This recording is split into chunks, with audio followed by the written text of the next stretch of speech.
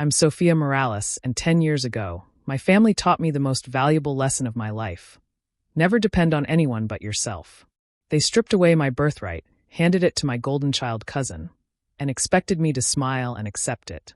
What they didn't expect was for me to build something so much bigger than what they took from me. Today, they're sitting across from my mahogany desk, sweating through their designer suits, begging for mercy they never showed me. They still don't know that the Sophia M. enterprises they've been desperately trying to reach is the same irresponsible Sophia they wrote off a decade ago. This time, I'm the one deciding who's mature enough for what. 10 years earlier, the mahogany table in my grandmother's study looked enormous to my 22-year-old eyes. The whole family was assembled, Grandmother Esperanza at the head, stern in her black dress. My parents flanked her like loyal soldiers. Uncle Ricardo and Aunt Carmen sat smugly to the right. And there, in the seat of honor, was my cousin Alejandro. Perfect Alejandro. Harvard MBA Alejandro. Never made a mistake in his life, Alejandro. I sat at the far end in jeans and a coffee-stained sweater, having rushed over from my shift at the campus cafe where I worked to pay for college. Sophia, my grandmother began, her voice carrying absolute authority. Your grandfather left specific instructions about your inheritance. However, he also gave me discretion to determine when you were ready to receive it. My heart hammered. $2 million. Enough to pay off my student loans, finish my degree without working 3 jobs, maybe even start the business I'd been dreaming about. The truth is, Mija, you're not mature enough for this kind of responsibility, she continued. You're working in a coffee shop, struggling with your grades, living paycheck to paycheck. This money would be wasted on someone who hasn't learned discipline. Uncle Ricardo leaned forward. Alejandro, on the other hand, has proven himself. Graduated summa cum laude, landed a position at Morrison & Associates, bought his first property at 24. He knows how to handle money responsibly. It's not personal, Sophia, Carmen added with that patronizing smile I'd grown to hate. When you've matured, shown you can handle responsibility, maybe then we can discuss it. Alejandro finally spoke, his voice smooth and confident. I promised to manage this money in a way that would make Abuelo proud. And who knows? Maybe in a few years, when you've gotten your life together, we can discuss a loan. A loan. From my own inheritance. I looked around the table at these people I'd called family, seeing them clearly for the first time. To them, I wasn't Sophia who'd spent every summer helping grandfather in his garden.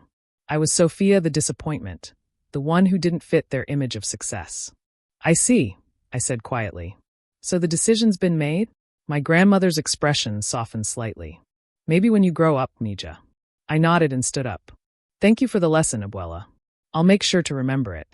I walked out of that house and never looked back. The education. The first year was hell. Without the inheritance safety net, I worked 4 jobs just to survive. But I also did something else. I got angry. Not the screaming kind of angry, the cold, calculating kind that burns steady and never goes out. I researched everything about money, investing, and business. I haunted the library, reading every finance book I could find. I took online courses in accounting, business law, and economics.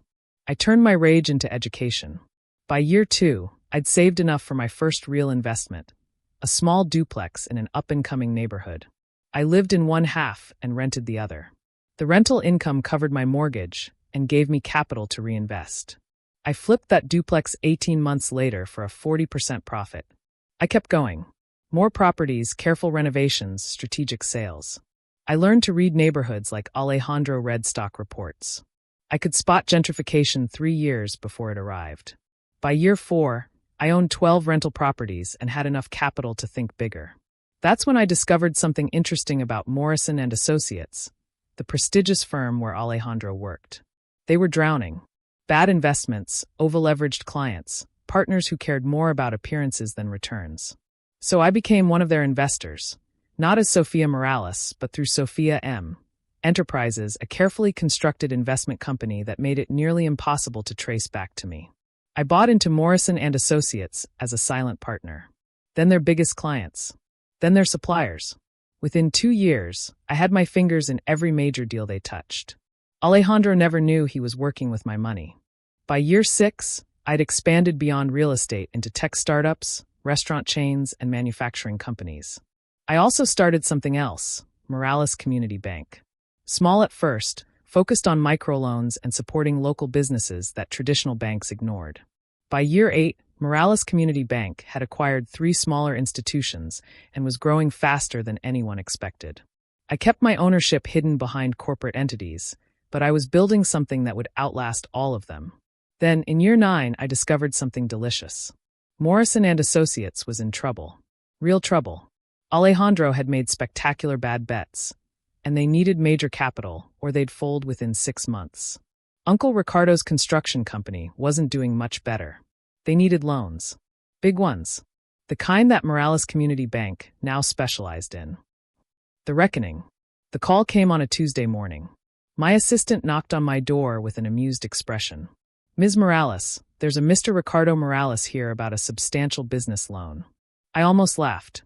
After 10 years, they were coming to me. "Send him in." Uncle Ricardo looked older, grayer, the confidence worn thin by struggle.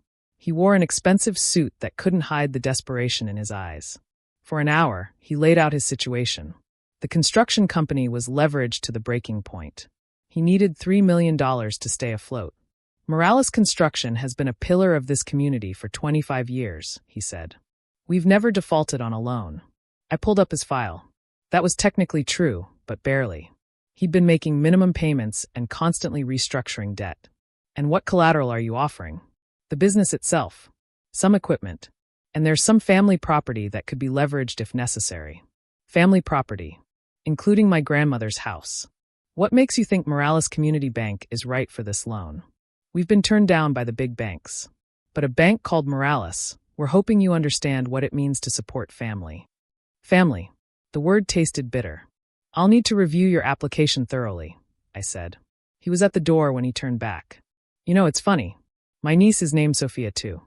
Smart girl, but never really got her act together. Maybe if she'd been more responsible, she could have ended up in a position like yours." I smiled. Maybe she did. 3 days later, Alejandro called for an appointment. He looked every bit the successful banker in his tailored suit, but I could see the cracks.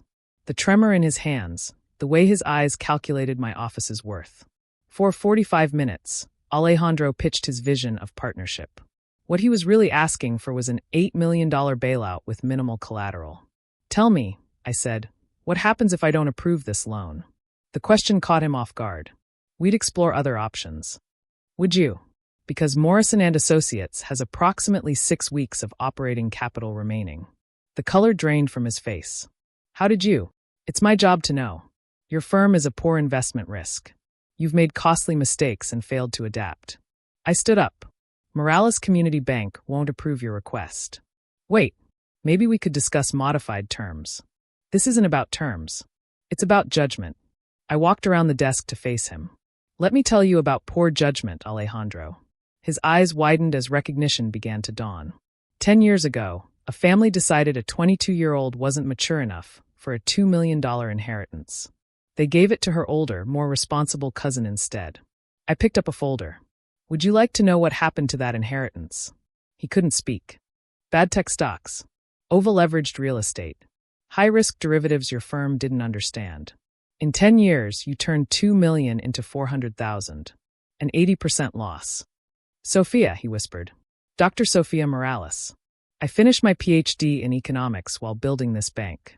Turns out I was mature enough for both." I sat back down. "Morrison and Associates will close within 2 months. Your assets, including the house you bought with my inheritance, will be liquidated to pay creditors." "We're family." "No. Family doesn't steal from each other and call it wisdom." I pressed the intercom. "Margaret, please escort Mr. Morales out. And when you see Uncle Ricardo, tell him his loan application has also been denied. Morales Community Bank only invests in mature, responsible clients." The victory. 2 months later, I bought Morrison and Associates assets for pennies on the dollar. Uncle Ricardo's construction company followed. My grandmother's house was auctioned to pay his debts. I bought it too. My parents called eventually, having lost their retirement when Morrison folded. They wanted to know if their successful daughter might help with a small loan. I told them I'd need to see their financial statements and references from previous lenders. They never called back. Last week, I got a letter from Alejandro, now working as a financial advisor in Phoenix for a fraction of his former salary. Full of apologies, asking if we could put the past behind us. I didn't answer. Today, I'm sitting in my office, looking out at a city where my bank has helped fund dozens of small businesses and thousands of dreams that bigger institutions dismissed as too risky. The plaque on my door reads Dr. Sophia M. Morales, President and CEO. The M stands for maturity, though I've never told anyone that. My grandmother was right about one thing. I wasn't mature enough for $2 million. I was mature enough for $200 million.